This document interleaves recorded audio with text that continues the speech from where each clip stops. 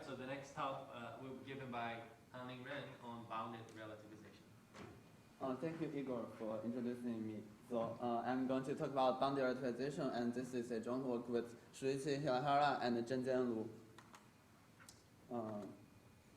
Does it work? Okay, so as we complexities all know, in the beginning, God said, let there be time. And then there is time, as defined by Hartmanis and Stearns. In this paper that started everything, they also proved the following very cute theorem. The theorem, in today's term, is called the time hierarchy theorem. The theorem states that if you have more time, then you can solve more problems.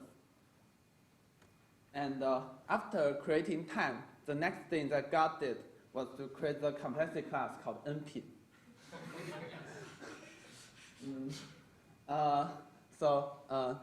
In the seminal paper of Stephen Cook, he showed that something called tautologies, which is like in today's term is called set. This thing is so-called NP complete, so it's the hardest problem in NP. Stephen Cook further speculated that the set tautologies is a good candidate for an interesting set not in L star, or in today's term, polytime languages. Like 2 years later, Richard Karp found another 21 NP complete problems. So he showed that NP completeness is actually a very widespread phenomenon in computer science. Richard Karp also speculated that the NP completeness results show that strongly suggest, but do not imply, that these problems will remain intractable perpetually. And after these papers, the grand challenge in theoretical computer science emerges. Does P equal to NP?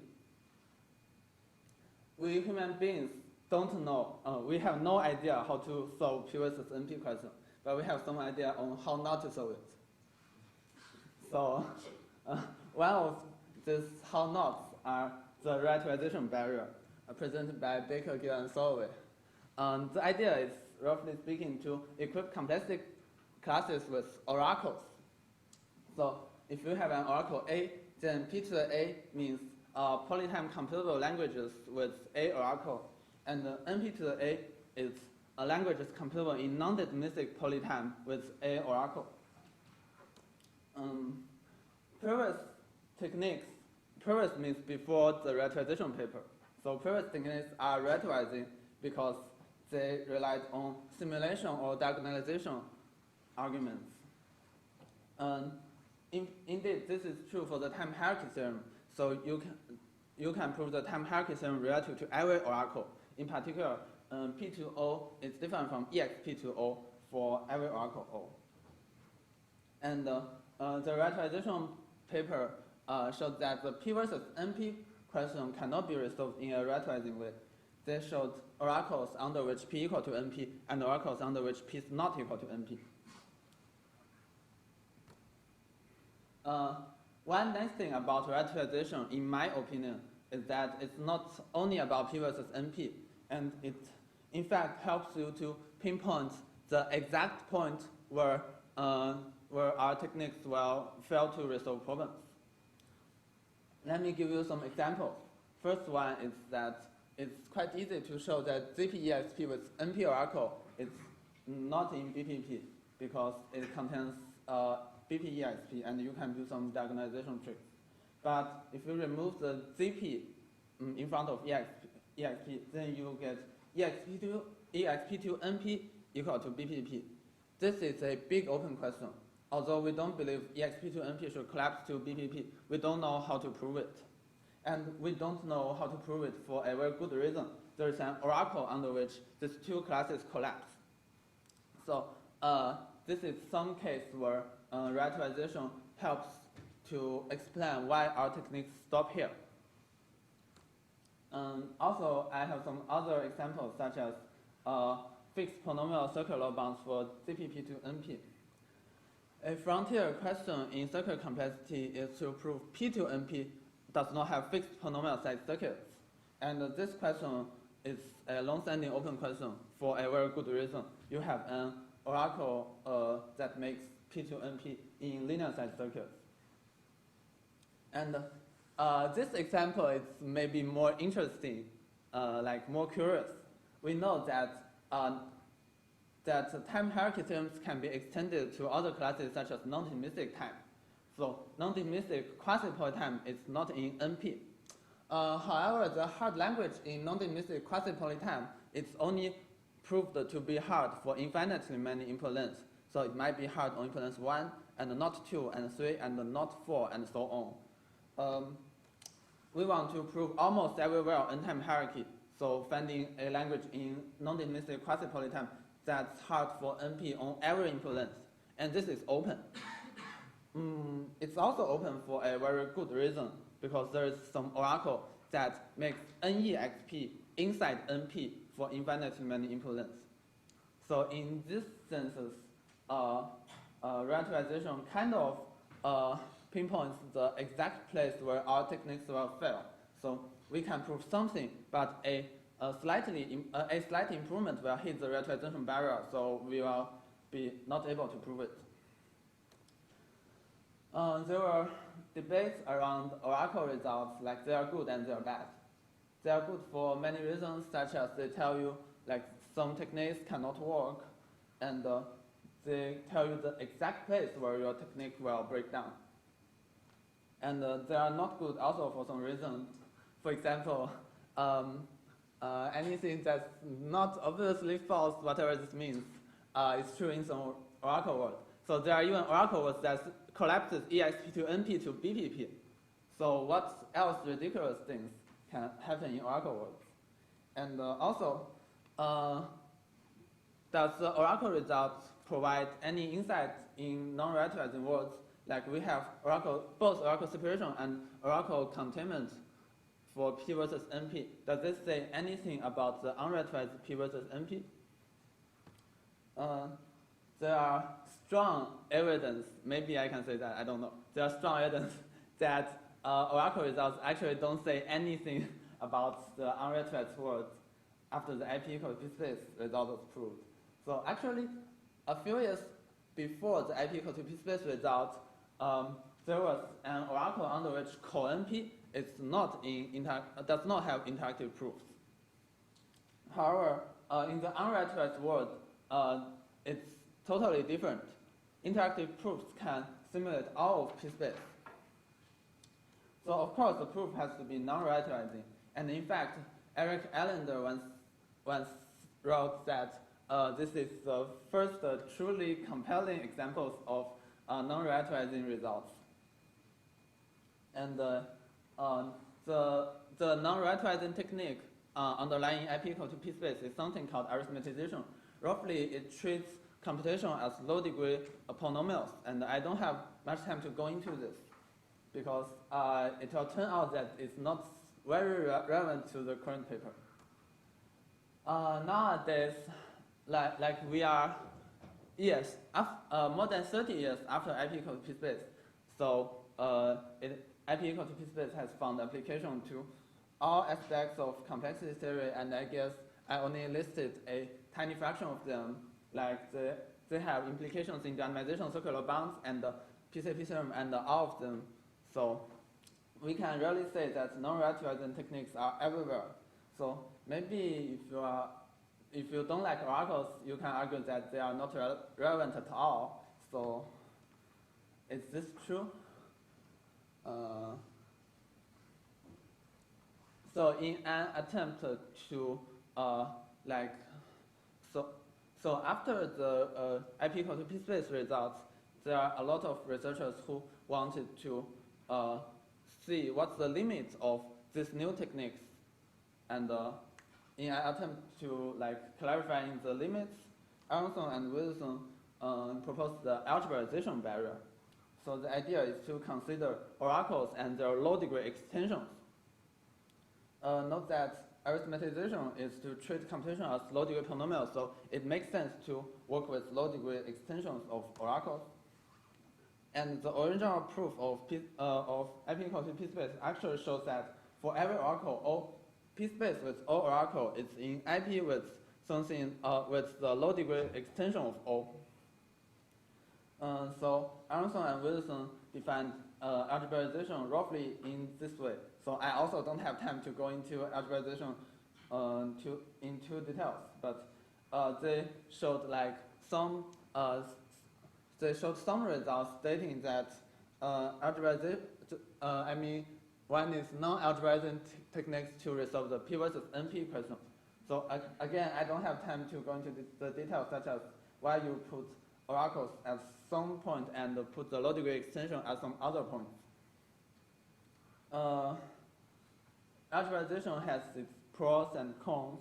For example, it captures relativization plus interactive proof reasonably well, and it explains the difficulty of resolving many open problems like NEXP versus P search Crowley, which is also in the Aronson-Wilson paper. But it also has some subtleties. For example, low degree extension of oracles are conceptually difficult to reason about and manipulate, and I guess that might be one of the reasons that algebraization didn't get as popular as relativization. And the original AW paper only defined algebraization for containments C in D and separations C not in D. So it takes some more effort to extend the definition to other complexity statements. This was done by two papers. I think one of them is by Impagliazzo, Cabinets, and Kolokova. So there are many different versions of algebraization. I want to say that IKK also wanted to get rid of the asymmetry. So you have oracle on one side and low degree extension on the other side. So IKK want to get rid of that. But anyway, the takeaway is that there are a lot of different variants of algebraization, and when you prove algebraization lower bounds, it's unclear which version you should use. And finally, that's MLP star equal to RE algebra. In principle, you can figure it out, but the proof has 200 pages, so maybe it's just in principle. In this paper, we propose to take one step back and look at relativization again. Our main message is that if you also consider the complexity of the oracle itself, then relativization still says something interesting, even when you have non-relativizing techniques. Let me give you some observation to start with. So the observation is that for every oracle O, which itself is in P space, we have IP equal to P space relative to this oracle. The proof is two lines. First, IP in P space is the easier direction of IP equal to P space, and is totally relativizing, so we don't need to consider that. Second, P space in IP. Since O itself is in P space, we have P space with O oracle collapses to P space itself, so it collapses to IP. So it's trivially in IP to O. So hopefully this is easy to understand. Now, I can tell you what our title means, boundary relativization. Given a complexity class C, we say a statement is C relativizing if it holds for relative to every oracle in C. In this terminology, we say that IP equal to P space is P space relativizing.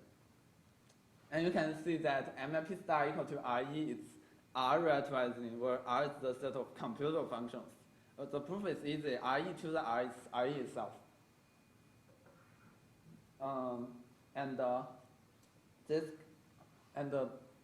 It seems that, at least from what I see, like boundary relativization seems to capture a lot of techniques, like proved by combining interactive proof results and relativizing techniques. Let me give you some non-trivial example that combines interactive proofs and relativizing techniques. So it's just an example. Impagliazzo and Wilson showed that if you have a uniform lower bound like EXP not equal to BPP, then you can use this uniform lower bound to do non-trivial randomization of BPP. So in particular, you can simulate BPP by sub-exponential time deterministic algorithms. On average, this is what the HER mean, and on infinite many input lengths, this is what the IO mean. So anyway, this is some result in randomization, and these are proved by combining relativizing techniques with IP equal to P space, or at least some version of the proof is done by this. You can show that this result is P space relativizing by simply adding everything to the oracle. So the relativizing arguments still go through when you add oracles. And the only place you need to deal with is IP equal to P space. But your oracle O itself is in P space. So IP to the O is equal to P space to the O, and everything goes through. So you can show that for every oracle O in P space, you can prove a IW01 style argument relative to the oracle O. Hopefully I have convinced you that many results, like those results proved by combining interactive proofs and relativizing arguments, this should be at least P-space relativizing. Note that I used the P-space because P-space was an upper bound for IP equal to P-space. So, so what does this observation mean in terms of barrier results? Suppose we have some oracle O under which some statement S is false. Let me emphasize that this is the classical Baker-Gil-Soloway style relativization, not related to low-degree extensions of anything. So if O is in P-space, then we can show that P-space relativizing techniques cannot prove S. So this is some barrier of using current techniques to prove S. But it's not very often that you can construct oracles in P-space. In more cases, you only get an upper bound of something like EXPH. Here, EXPH is EXP with PH oracle. For example, this oracle that makes non-deterministic time hierarchy fails. It needs to diagonalize against every non-deterministic exponential time machine. So the complexity is something like EXP with sigma 2p oracle or sigma 3p oracle. You can only do it in EXPH. Still, I want to argue that an oracle in EXPH gives you some barrier result. So the oracle will show if you can use P-space relativizing techniques to prove the statement, then you can also separate P-space from EXPH, which would be a big breakthrough in complexity theory, and in particular, it separates L from NP, log space from NP. On the other hand, the statement S itself might look very innocent, like it might be just some small improvement of some previous result. You don't expect the statement itself to imply like P-space is different from EXPH. To put it in another way, suppose we have the set of our current techniques. So I was intentionally vague about what our current techniques mean, but suppose we have our current techniques and we believe our current techniques are P-space relativizing. We also believe it cannot separate P-space from EXPH because that would be a huge breakthrough. If we have these two beliefs, then we should also believe that our current techniques cannot prove this innocent-looking statement as. So hopefully everything is okay. Let me demonstrate it by some results about the IW results I just mentioned. So we considered whether we can improve the IW randomization into worst case. So I don't know how interesting this statement itself is. It's definitely a good open problem, but I don't know how interesting a barrier result for this is. But I just want to use it to illustrate the concept of boundary relativization and how it might give us barrier results even when we already have IP equal to P space at hand. So we showed some oracle in EXPH such that there's strong uniform lower bound, but there's no worst case randomization.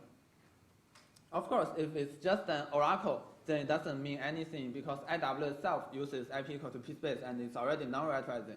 But the oracle itself is also in EXPH, and the proof technique of IW is P space relativizing. Therefore, if we use p-space relativizing technique to get this seemingly minor improvement of IW, then we also separate p-space from exph. This indicates that we might need new techniques to get this seemingly minor improvement.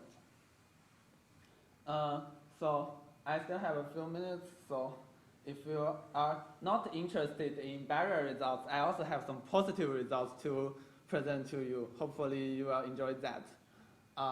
We use the idea of boundary relativization to prove some actual lower bounds.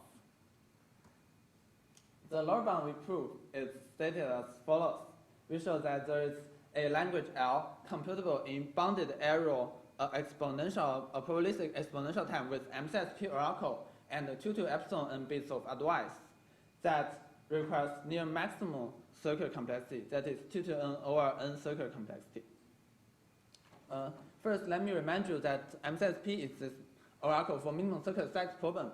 Given a truth table, it outputs the circuit complexity of this truth table.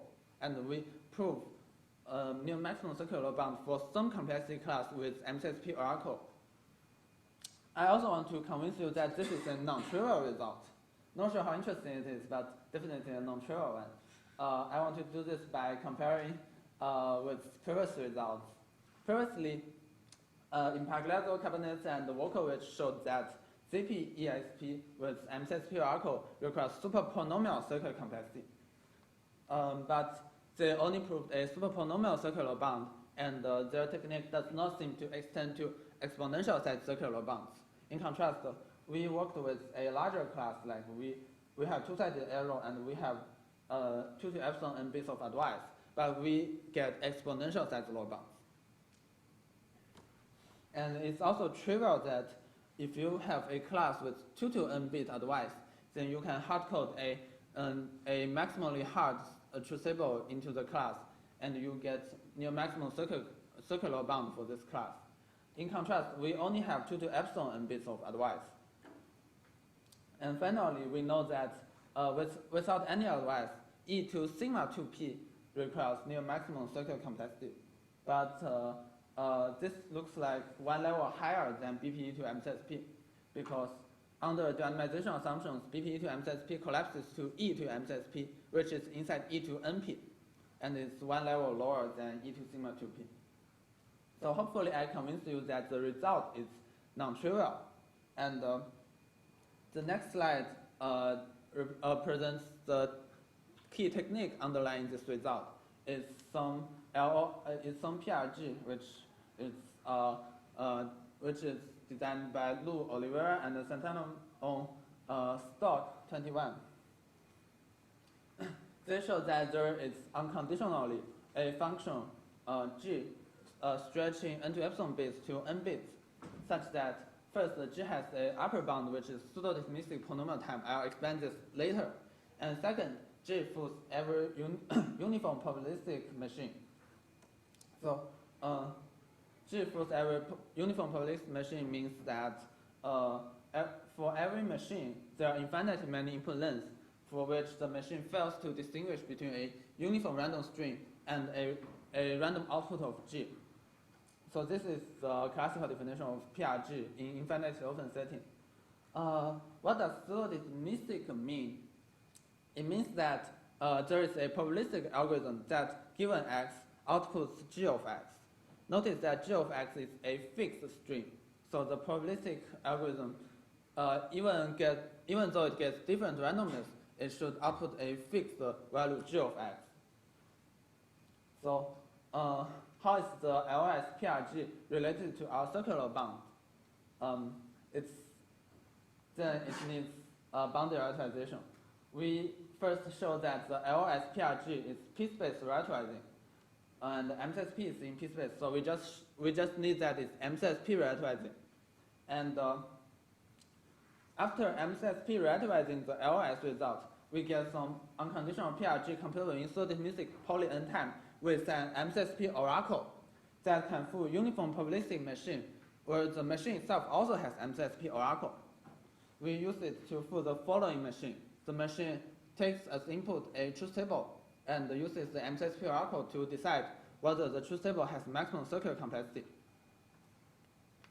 So this machine should accept most truth tables because most truth tables have near maximum circular complexity. Therefore, by our pseudo-randomness property, it also accepts some string in the range of our PRG. Therefore, there is some z such that G of z has near maximum circular complexity. Since G of z can be computed in like probabilistic, so if length of G of z is 2 to n, then this is probabilistic exponential time with MCSP oracle. It follows that if you treat G of z as a hard function, it's in BPE to MCSP with 2 to epsilon and bits of advice because you need to hardcode the seed z. And by definition, this function has near maximum circular complexity. I guess I just need a summary slide. So we observe that IP equal to P space is P space relativizing. And on the other hand, an oracle in EXPH would mean that P space relativizing techniques cannot resolve some problem unless they also prove the breakthrough result that P space is not equal to EXPH. And indeed, there are many interesting oracles in the literature that can be implemented in EXPH. Our paper also contains some of them. And so the conclusion is like, if you have an oracle in EXPH, then it also has some implication on how you cannot combine relativizing techniques with IP equal to P space to prove the statement you want. We use this observation to obtain negative results, giving new oracles new barrier results for improving some statement where the statement itself is already proved using non-relativizing techniques like IP equal to P space.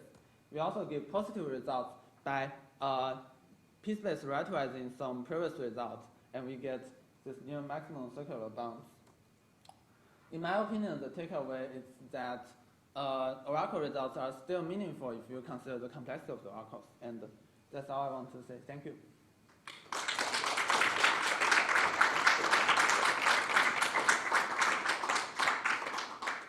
Questions?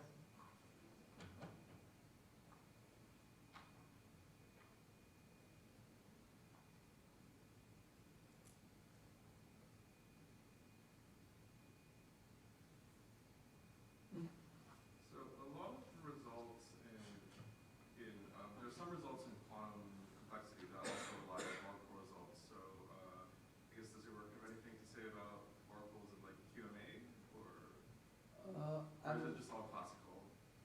I'm not. Sorry, this is a I'm very not big familiar question. with quantum. Sorry. I'm not sure. Maybe there will be some analog in the quantum world. I'm not sure.